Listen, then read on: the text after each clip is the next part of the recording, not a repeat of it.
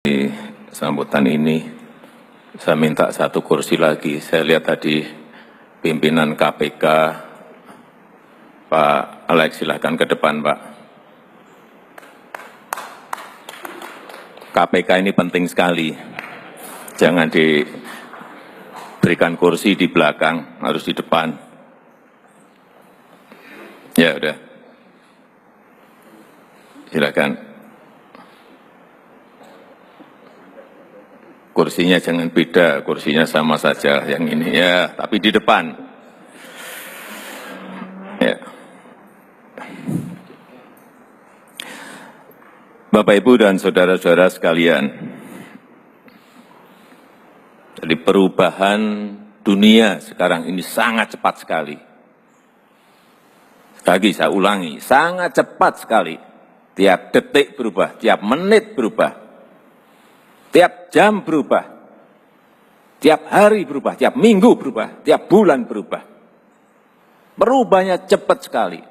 Kalau kita bekerja linier, kalau kita bekerja rutinitas, ditinggal kita. Pasti ditinggal. Kerja kita monoton, ditinggal kita. Coba kita lihat, ada internet. Kita banyak yang baru belajar apa itu internet. Sudah berubah, ganti mobile internet.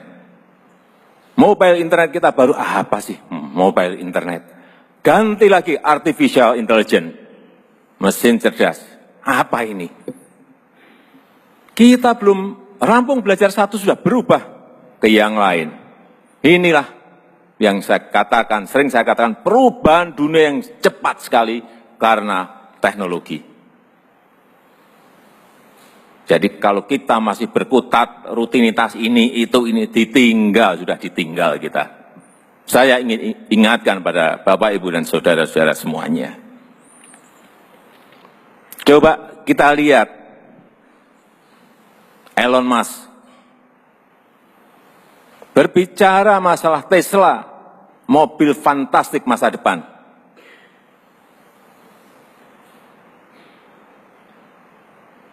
Gagasan dia yang lain, Hyperloop, memindahkan orang dari satu tempat ke tempat yang lain dengan sangat cepatnya.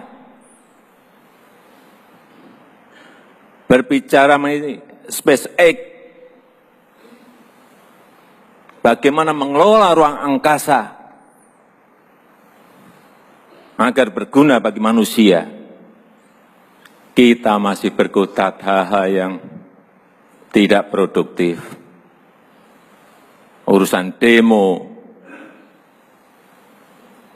urusan fitnah, urusan hujat menghujat yang tidak produktif dan selalu ini negatif. Kita selalu mengembangkan negatif thinking kita terhadap yang lain, seudon terhadap yang lain, fitnah,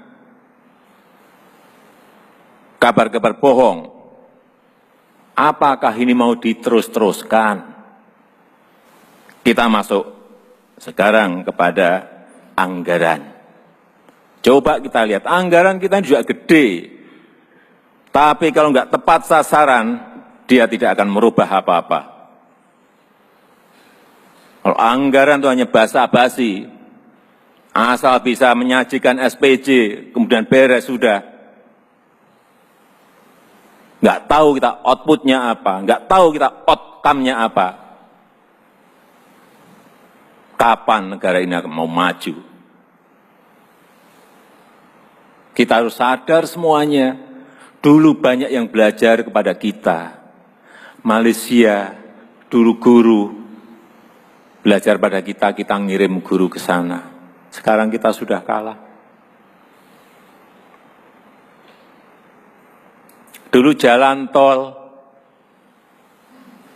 negara lain tahun 70-an, Jagorawi itu menjadi contoh negara-negara yang lain. Kita 40 tahun hanya bisa membangun 780 kilo. Di Cina yang dulu belajar kepada kita sudah 280.000 kilo, dulu belajar pada kita. Apa yang salah dari kita? Itu yang harus kita evaluasi.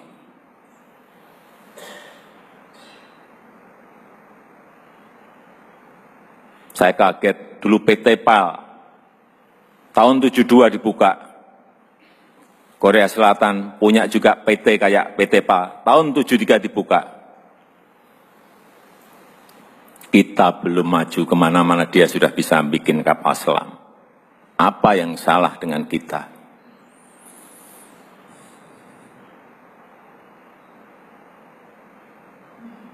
Hal-hal seperti ini yang akan saya ingatkan kepada siapapun, bahwa kita sekarang harus merubah pola pikir kita, etos kerja kita, disiplin kita, kalau kita tidak mau ditinggal oleh negara yang lain. Kembali lagi ke anggaran, infrastruktur coba, 2015 di PU saja 119 triliun, 2015, 2016 98 triliun, 2017 103 triliun, itu infrastruktur hanya di PU.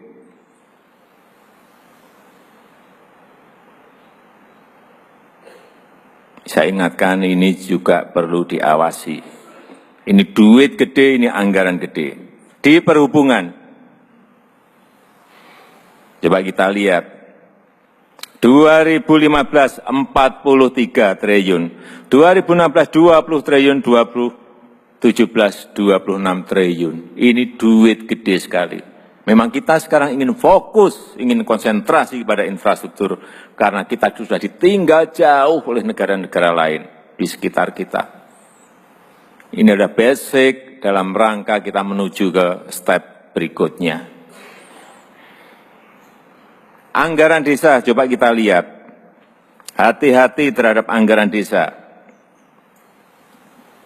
2015, 20 triliun. 2016, 47 triliun.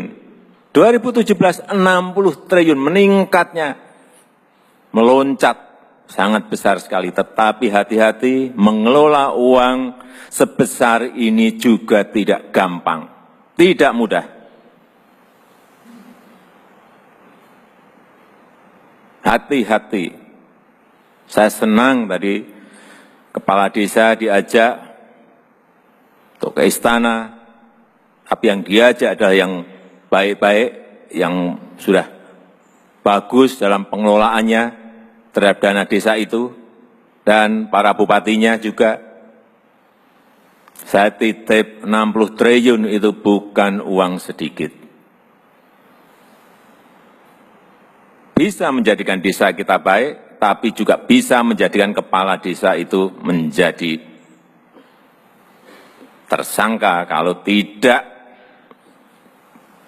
cara-cara pengelolaannya baik. Oleh sebab itu, saya harapkan Habib, aparat pengawasan kita betul-betul ini dikawal, diawasi, dicek, dikontrol betul, agar nanti ada output yang baik, ada outcome yang baik. Dan tolong dimulai dibangun sebuah sistem, aplikasi sistem keuangan desa ini yang simple, yang sederhana. Saya lihat yang dulu, laporannya ruwetnya kayak gitu, gimana kepala desa malah tidak ngurus desanya, malah ngurus laporannya nanti. Kalau cara membuat laporannya ruwet seperti yang saya lihat 2 tahun yang lalu. Buat aplikasi tata kelola keuangan desa yang simple, yang sederhana, sehingga cepat, gampang buatnya.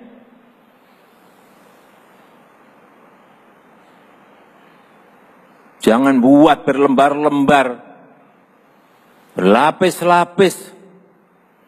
Yang paling penting simple, sederhana, tapi gampang dicek, gampang dikontrol, gampang diawasi. Prinsip di situ. Nggak usah laporan bertumpuk-tumpuk, tapi duitnya juga hilang untuk apa? Laporan itu untuk apa? nggak ada gunanya.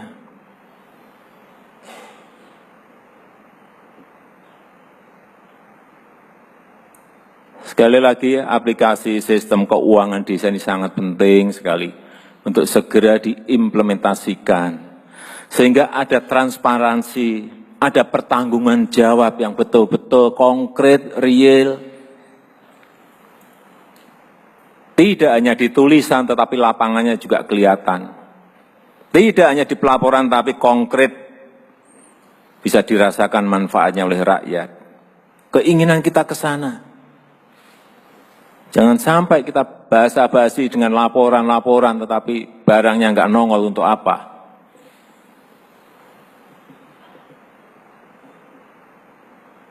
Sekali lagi, saya ingin ini kepada semua menteri sudah saya sampaikan, orientasi kita jangan orientasi prosedur. Harus berubah orientasi kita, ada orientasi hasil. Orientasi hasil. Saya sudah perintahkan ke Menteri Keuangan juga masalah SPJ yang dulunya ruwet sampai berapa Bu Menteri? 40 berapa? 44 apa itu? 44 laporan. Juknisnya berapa? 98. Apa-apaan ini? Semua dinas, semua desa, semua kementerian, tiap hari lembur bukan untuk kerja tapi ngurusi SPJ. Saya sampaikan nggak mau saya berbelit-belit seperti itu.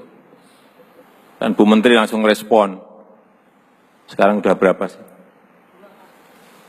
44, sekarang jadi 2. Bu Menteri beri tepuk tangan dong.